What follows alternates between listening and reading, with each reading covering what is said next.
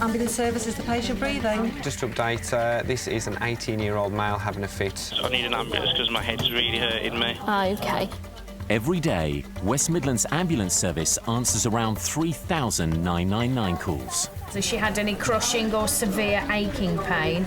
The number of calls has been increasing year on year, putting enormous pressure on the emergency care system. From when I first started, the activity in a shift is hugely more than we used to do. There used to be times where we were very quiet, but now we sort of seem to be getting busier month by month. It is getting a lot busier. The demand is very high. The ambulance staff are on the go all the time. It's not difficult to phone 999 now. It's free from your mobile, so it's not hard to do it. You haven't got to find a payphone. So people just tend to use us as first resort instead of second or third resort. With the number of 999 calls rising by an average 5% a year, West Midlands Ambulance Service is undergoing a massive transformation to make sure it can meet the increased demands while continuing to provide high-quality patient care. The whole purpose of this is to save more lives and to provide the most appropriate response and the most appropriate service to patients. This patient's now cardiac arrest, CPR in progress. OK, that's received, thank you.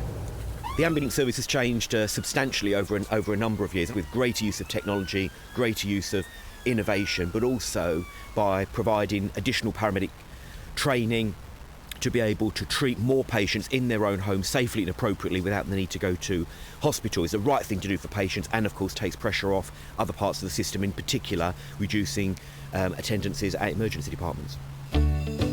In the old days, the main job of ambulance crews was simply to get patients to the nearest A&E as soon as possible. They had limited clinical skills and no life-saving equipment on board. Things really have changed. Today, every call from within our 5,000 square mile patch comes to one of our 2 interlinked control centres. One's at Brierley Hill in Dudley, the other's in Stafford. If you call 999 from a landline, state-of-the-art technology instantly pinpoints the house you're calling from. Calls from mobiles are located to within about 50 metres. As soon as we know where you are, highly trained call takers immediately find out what kind of help you need. And tell me exactly what's happened. I've got this really, really bad headache. If there's any chance your condition is life-threatening, there'll be no delay in sending an ambulance. If the call taker's questions reveal it's less serious, they'll arrange more appropriate help. If you don't require an ambulance, then you have a GP. You may have to attend A&E yourself. It could be a district nurse, or one of our paramedics who are in the control room may ring you back to triage you further to see if there is anything that we can do for you. Is she able to cough noisily or speak? No. If the call taker has any doubts about how best to respond, there's always a clinician working alongside them in the control room. My job is to assist the call takers if there's any complexity with the calls, because unfortunately not everything is black and white. Do you know what they're choking? It's food. Just keep, as long as they can cough, just keep encouraging them to do that. The other way that they do it is so the call taker passes the patient directly to us, so that we speak to the patient. I think most people, when they do call 999, expect an ambulance to come out to them to be assessed. However, it's not always in their interest, so we've got district nurses. We can advise them to attend walk-in centres, GPs, in-hours and the out-of-hours doctors as well. And we can also tell patients where it's safe to make their own way to the hospitals as well. If staff think there is any risk to the patient, they'll either suggest they go to hospital or send an ambulance to their address immediately. However, with our staff trained to ever higher levels of clinical knowledge, the percentage of patients actually going to hospital is falling ever closer to the 50% mark, as more patients are treated in their own homes. We're nearing our target of having a qualified paramedic on every vehicle. That means 70% of our frontline staff being paramedics, the highest level of any ambulance service in the UK. 5 over. Rich Bebbington works on one of about 100 rapid response cars that operate across the region. Based in the community, he's closer to patients and arrives at emergencies fast. We're going to a 79-year-old male. that's fainted. He's had a heart attack 2 weeks ago. Paramedics have provided an invaluable frontline service for many years, but with advanced training, they're now able to do even more. Before, what we used to do is go and examine a patient, but we didn't have the backup knowledge of the respiratory system, cardiovascular system. But now we've got more of an understanding of what things mean. It means overall that we can leave more people at home rather than having to travel to hospital. And when a patient does need to go to hospital, Rich's training means their assessment and treatment can start sooner. We've had increased training on ECG interpretation, so something like a heart attack, that we can look to see if they're definitely having a heart attack. The central nervous system check that we do that can give us a better idea if they're actually having a stroke or something else. Victor Kilo 4186, over. An elderly male, chest pains, details coming through to you now, over. Ideally, we'd have an ambulance and paramedic on every street corner. But obviously that's not realistic or possible. But we can now be very accurate in predicting where and when our staff are likely to be needed. This sophisticated system records the details of every incident we respond to, every hour of every day. A good example of that really is like New Year's Day, or sort of the evening and the night of New Year's Day, where we have such an increase in activity, so different to any other day of the year, that we can actually look back at that day, look back historically at what happened on those sort of early 3 or 4 hours of the day, and then use that to work out what we expect to happen this year, so we can get the right number of staff on duty, we can get the right number of ambulances there and available to us, so we can respond to the patients that call us in that time. Detailed monitoring has also revealed where our services are most needed. In the last couple of years, we've invested almost £10 million relocating and upgrading ambulance stations to put our staff closer to the patients who need them. The most noticeable in South Warwickshire is that we went from having 3 traditional urban ambulance stations to going down to the one big centralised hub and lots of community ambulance stations. There are 16 hubs across the region, with each one serving between 5 and 10 community ambulance stations. We've got paramedics in cars out in the communities, so the smaller, more rural areas are actually getting some paramedic cover, and paramedics are getting to them much faster. Community stations are all over the West Midlands. They're even at an airport and a fire station.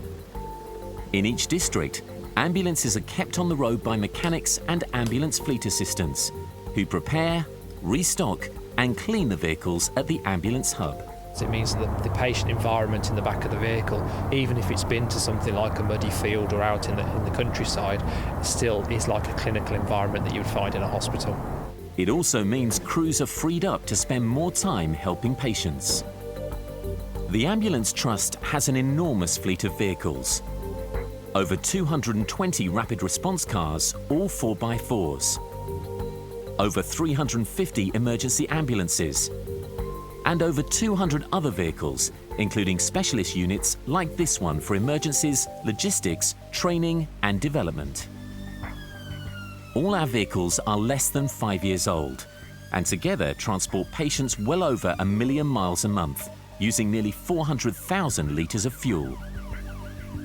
Our modern ambulances carry a vast array of equipment for carrying patients, providing oxygen and pain relief, and diagnosing heart, stroke and trauma conditions. The area we cover includes Britain's second biggest city, Birmingham, but also has some of the most remote areas in the country. In more isolated communities, we get support from community first responders.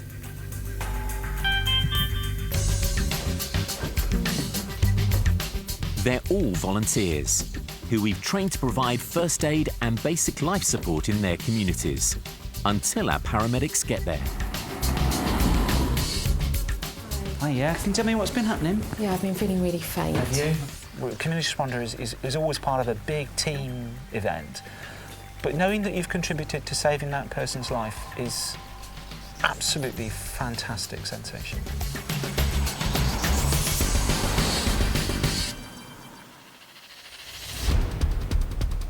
For the most serious emergencies, we have access to 5 air ambulances. This allows us to fly a highly trained doctor to the scene of the incident very quickly. If required, the helicopter can then speed the critically injured patient to a specialist hospital at over 160 miles an hour. At night, it's the Medical Emergency Response Incident Team, MERIT for short, that responds to the most serious traumas. With a senior doctor on board, it speeds life-saving medical treatments, usually only found in hospitals, to the scene of the most serious accidents. It's a pioneering service and acknowledged as the best in the country. GP1 over. We're also leading the field in working with other health professionals. In Worcester, we're teaming up with GPs. The GP is based in the ambulance service every day, 8 hours a day, and when we get a call from a crew, then we pop into our own cars and go out and see the patients who've perhaps called an ambulance for an emergency problem that they think they might need to go to hospital for. But we can come in and see them in their homes and keep them there by treating them at home and arranging the services around them where they are. And in Birmingham, a whole range of agencies support the city centre treatment unit that we set up in Broad Street every Friday and Saturday night.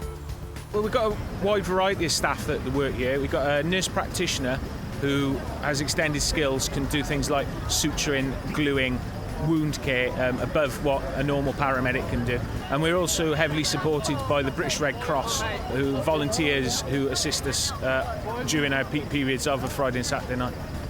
The treatment unit also works closely with the police, street wardens and local churches who provide city pastors. We do reduce the numbers going to A&E, but also because we are dedicated to within the city centre, we reduce the number of ambulances that are normal shifts and normal duties. They've got to be dragged into the city centre, so they're still available to go to a patient who lives in the rest of Birmingham. West Midlands Ambulance Service is leading the way in providing high-quality care to patients in the community, 24 hours a day, often in very challenging circumstances. As demand continues to rise, our staff are increasingly working with colleagues throughout the health and social care sector to ensure patients receive the right treatment, in the right place and at the right time. The ambulance service has changed substantially over a number of years, and I think we're in a really strong place now to create even greater opportunities for improvement going forward over the next 5 to 10 years.